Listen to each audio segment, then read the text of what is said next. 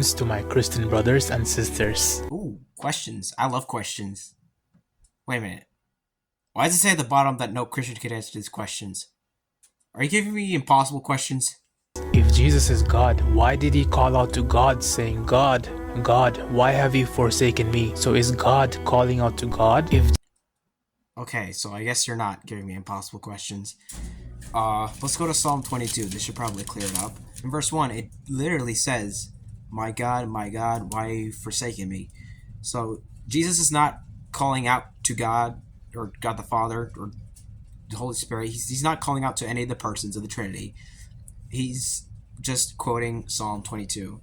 And there's actually some parallels in Psalm 22 that you can compare, just so you can see. If you look at Psalm 22:8, compare it to Matthew 27:43. There's people mocking Jesus and saying, why can't God just take you down from the cross since you love him so much? If you see verse 18, compare it to Luke 23:34 and John 19:23 to 24.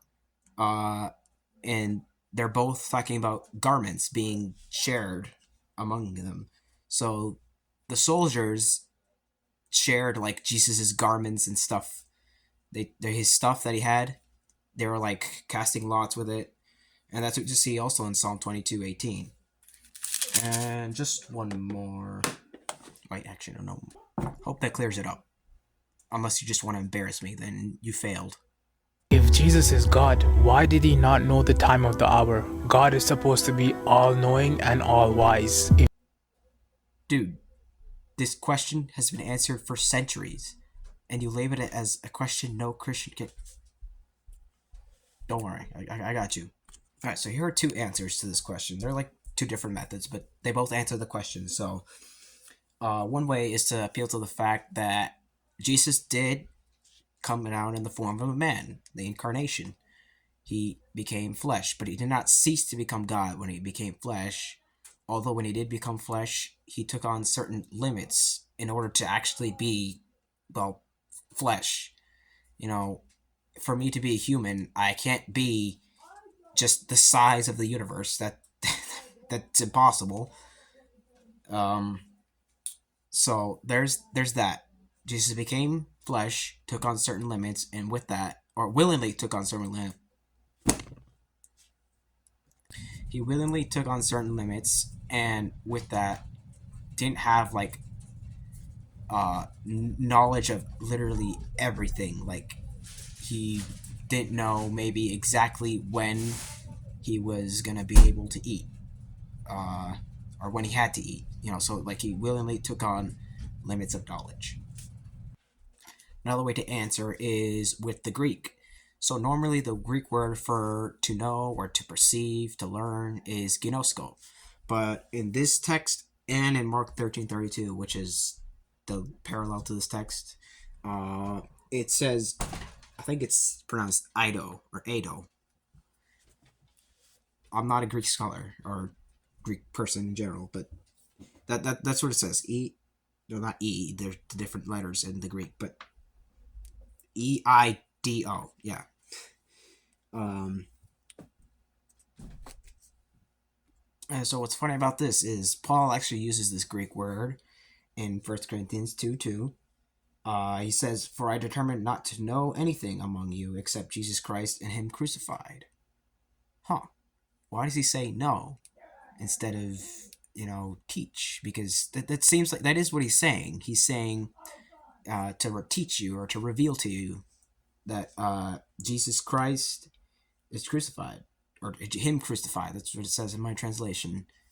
Um, so he's not literally saying that he. The only thing he knows is that Jesus Christ is crucified. That's just incoherent. That sounds dumb. He's saying that he's revealing Christ's crucifixion to them. Um, so that Greek word doesn't always mean knowing, as in, well, I know the size of this pillow next to me. I don't know why that's there. Um, it can also be used to say to teach or to reveal, and some people have the position that the word in Matthew 24 is meaning to reveal. And they actually mention, and this has to do more with cultural context, that the Jews had this practice within marriage where the father of the daughter, I believe, would reveal the time of the marriage. So hope that clears it up. Unless, again, you're trying to embarrass me, which still isn't working. If Jesus is God and making idols of God is forbidden according to the Ten Commandments, why are there so many Jesus idols in the church?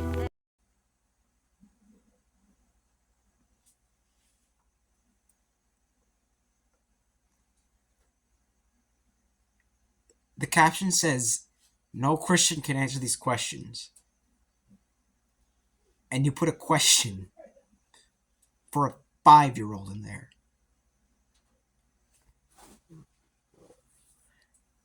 Okay.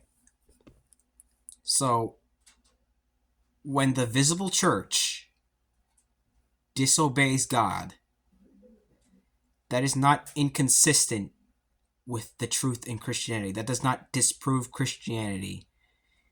That would be like me saying that because there are some imams that have come out as gay, they have disobeyed Allah, and that therefore Islam is false, and that you should convert to Christianity. Do you see how dumb that argument is? And you placed it in something that no Christian was supposed to answer. Oh. Alright, here's my advice to you, dude. If you genuinely want answers to these questions and you're not just trying to humiliate people, look at the guys like Sam Shamoon, David Wood. You know, those guys, they have the answers better than I do. Like, I'm just a chump over here trying to... Whatever. Enough about me. You know, look into some of those Christian apologists that can answer those a lot better, like in real time, because I'm over here doing like 5 takes trying to say this coherently.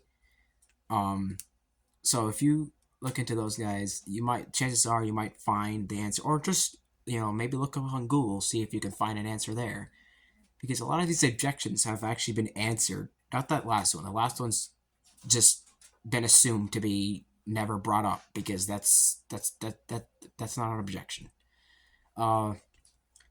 You can even like look up on Google, you know, why did Jesus Christ say, my God, why have you forsaken me? And who knows, maybe you might find answers better than the ones I gave here.